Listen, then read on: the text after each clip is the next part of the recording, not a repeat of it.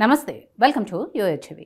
ఏపీలో వైసీపీ పట్టున్న జిల్లాల్లో కడప ఒకటి. ఇక్కడ ఉన్న హాట్ సీట్లలో మైదుకూరు నియోజకవర్గం ముందు వరుసలో ఉంటుంది. ఈ సెగ్మెంట్లో అధిక భాగం రైతులే ఉంటారు.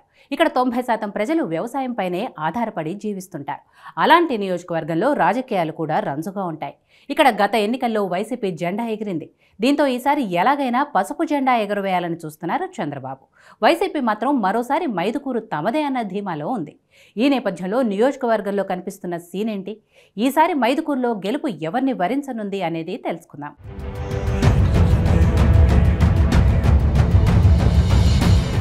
మైదుకూరు ఆసక్తికరమైన నియోజకవర్గం. వ్యవసాయం చేస్తారు కాబట్టి ఊరంతా పొలాలతో పచ్చగా ఉన్న రాజకీయానికి వచ్చేసరికి పచ్చగడ్డి కూడా భగ్గుమంటుంది. అలా మైదుకూరులో 2,08,000 మందికి పైగా ఓటర్లు ఇక్కడున్నారు. అయితే ఇక్కడ రాష్ట్ర విభజన తర్వాత రాజకీయ సమీకరణాలు అనువుగా మార్చుకున్న వైసీపీ వరుస విజయాలతో దూసుకెళ్తోంది. ఈ నియోజకవర్గంలో ఎక్కువగా రెడ్డి కమ్యూనిటీనే ఉండటంతో వాళ్లే గెలుపోటములను నిర్ణయిస్తున్నారు. అయితే ఆ తర్వాత స్థాయిలో బలిజ, యాదవుల ఓట్లు ఉన్నాయి.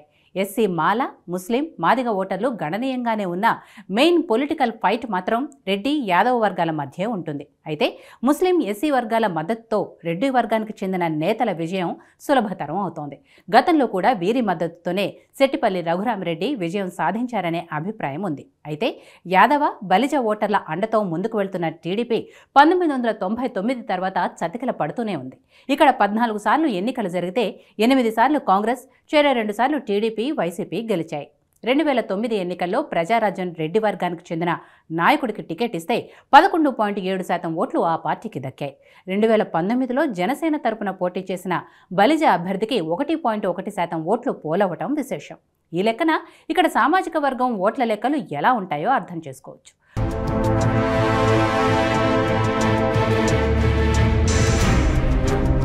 మైదుకూరులో 2014, 2019 అసెంబ్లీ ఎన్నికల్లో వరుసగా 2 సార్లు వైసీపీ తరపున పోటీ చేసిన సీనియర్ నాయకుడు ఎస్ రఘురామిరెడ్డి భారీ మెజార్టీతో విజయం సాధించారు. రఘురామిరెడ్డి 1982లో తెలుగుదేశం పార్టీ ద్వారా రాజకీయాల్లోకి వచ్చి తొలిసారిగా ప్రొద్దుటూరు సమితి అధ్యక్షునిగా ఎన్నికయ్యారు. ఆయన 1985లో జరిగిన అసెంబ్లీ ఎన్నికల్లో తెలుగుదేశం పార్టీ నుండి పోటీ చేసి కాంగ్రెస్ పార్టీ అభ్యర్థి డిఎల్ రవీంద్రారెడ్డిపై ఎమ్మెల్యేగా గెలిచి తొలిసారి అసెంబ్లీలోకి అడుగుపెట్టారు. ఆయన 1989లో ఓటమి పాలై తిరిగి 1994లో ఎమ్మెల్యేగా గెలిచారు. ఎస్ రఘురామిరెడ్డి 2004, 2009లో ఓటమి పాలయ్యారు. ఆయన 2012లో వైఎస్ఆర్ కాంగ్రెస్ పార్టీలో చేరి 2014, 2019లో జరిగిన ఎన్నికల్లో ఎమ్మెల్యేగా గెలిచారు. అయితే గత ఎన్నికల్లో రఘురామిరెడ్డి ఏకంగా 56% ఓట్ షేరుతో ఘనంగా గెలిచారు. అటు టీడీపీ అభ్యర్థి పుట్టా సుధాకర్ యాదవ్కు 39% ఓట్లు వచ్చాయి.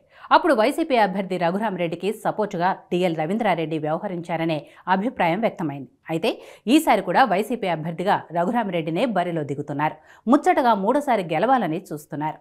అయితే ఈ ఎన్నికల్లో మాజీ మంత్రి డిఎల్ రవీంద్రారెడ్డి కూడా టికెట్ రేసులోకి వచ్చేశారు. దీంతో రఘురామిరెడ్డికి ఓట్ల శాతం తగ్గనుంది. కానీ ఆయన మాత్రం తాను ఈ 10 ఏళ్లలో చేసిన అభివృద్ధి గెలుస్తుందనే ధీమాతో ఉన్నారు.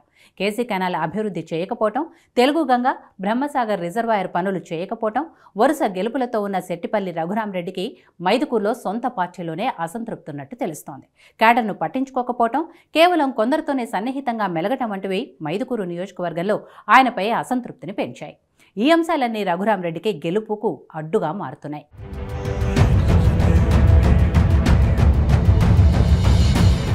అలాగే మైదుకూరు నియోజకవర్గంలో 99% మంది వ్యవసాయాన్ని నమ్ముకొని జీవనం సాగిస్తున్నారని, ఇప్పటికీ చాలా వరకు రైతుల సమస్యలు తీర్చలేదు. మరోవైపు టీడీపీ సైతం బలమైన అభ్యర్థిని బరిలోకి దింపుతోంది. ఈసారి కూడా పుట్టా సుధాకర్ యాదవ్ మైదుకూరు పోటీలో నిలవనున్నారు. గతంలో 2 సార్లు ఓటమిని చూసిన సుధాకర్ ఈసారి ఎలాగైనా గెలవాలనే కసితో ఉన్నారు. అందుకు తగ్గట్టుగానే యాక్షన్ ప్లాన్ రెడీ చేసుకుంటున్నారు. కానీ నియోజకవర్గంలో ఆయనకు సరైన సహాయ సహకారాలు అందటం లేదని తెలుస్తోంది. రెడ్యం వెంకట సుబ్బారెడ్డి, దువ్వూరు మండల నేత వెంకట కొండారెడ్డిలకు సుధాకర్ రెడ్డి అంటే గిట్టడం లేదు. డిఎల్ రవీంద్రారెడ్డి మంత్రిగా ఉన్న కాలంలో కూడా రెడ్యం సోదరులు టీడీపీ జెండా కోసం పనిచేశారు.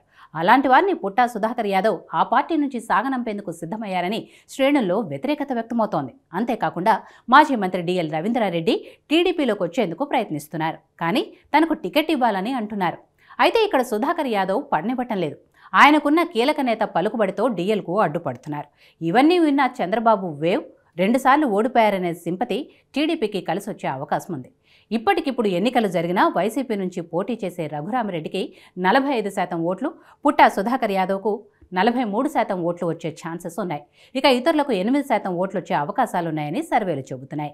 ఈ రకంగా చూస్తే సుధాకర్ క్యాడర్ను కలుపుకొని వెళ్తే మాత్రం విజయం టీడీపీదే అయ్యే అవకాశం ఉంది. లేదంటే మైదుకూరు మళ్లీ వైసీపీదే అవటం ఖాయం. చూడాలి మరి ఎన్నికల వరకు మైదుకూరులో రాజకీయ పరిణామాలు ఏ విధంగా మారతాయో.